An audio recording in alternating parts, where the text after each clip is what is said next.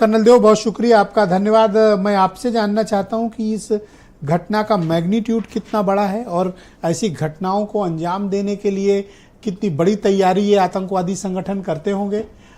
इतने टेररिस्ट कैसे उस टूरिस्ट स्पॉट पे पहुंचे? क्या लोकल का या कोई ऑर्गेनाइजेशनल सपोर्ट इन्हें रहा होगा और क्या इनके पाकिस्तान से तार जुड़ रहे हैं और हमें किस तरह की कार्रवाई इनके खिलाफ अब करनी चाहिए? जी ब्रजेश जी, पहले तो धन्यवाद एंड सहानुभूति हम सबने जताई है जो हमारे जो देश के जो सिविलियंस हैं और जो वीर जो इसमें क्षतिगत हुए हैं। मैं दोनों का आपसे व्याख्या करता हूँ। जो पहला आपने मत रखा कि कैसे हुआ, तो आप समझिए कि जनरल सहगल ने भी बोला और एक और वरिष्ठ वेटरन मैं देख रहा हूँ स्क्रीन पे जिन्होंने बोला, कर्नल शरण जी। तो मेरे ख्याल से जब आप ग्रिड को स्ट्रॉन्ग करते हैं, स्मार्ट फेंसिंग लगाते हैं, सर्वेलेंस बढ़ाते हैं, तो घुसपैठ की जो घटनाएं हैं वो आप बॉर्डर तक काफी सीमित कर चुके थे। पिछले तकरीबन 3-4 साल से मुहिम चल रही है, पिछले 15-1 साल से लगाने का, स्मार्ट फेंस करने का। तो उससे क्या हुआ कि जो ये 3-4 साल निकले उसमें काफी ऑफेंसिव कार्रवाई चली बॉर्डर के ऊपर। तो जहां पे 100 लोग आते थे, 100 की जगह सिर्फ 4 आए, फिर मतलब पहले 10 आए होंगे, फिर 4 आए, फिर 2 ही आए।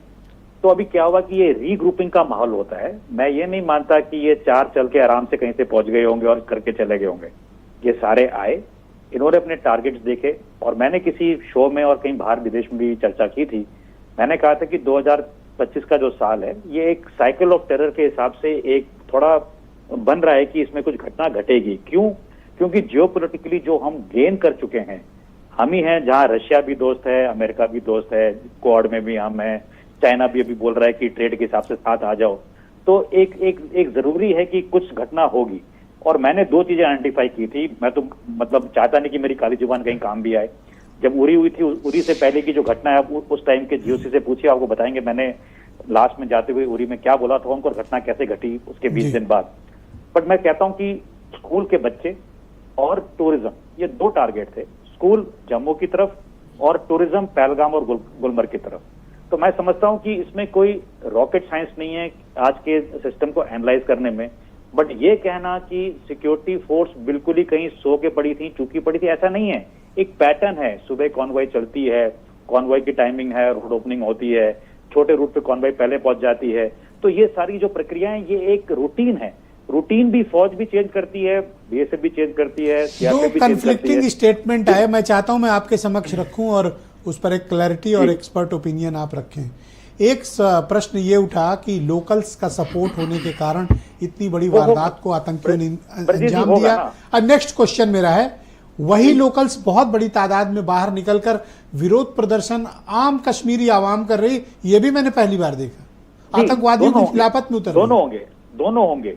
आप मनोवैज्ञानिक रूप में देखिए, जिसने हत्या को अंजाम देने के लिए शह दी, चाहे जबरदस्ती में शह दी या अपने मन से शह दी, दोनों हो सकते हैं। आप समझ सकते हैं किसी के हाथ में बंदूक के पहले भी 90s में फौज क्या करती थी।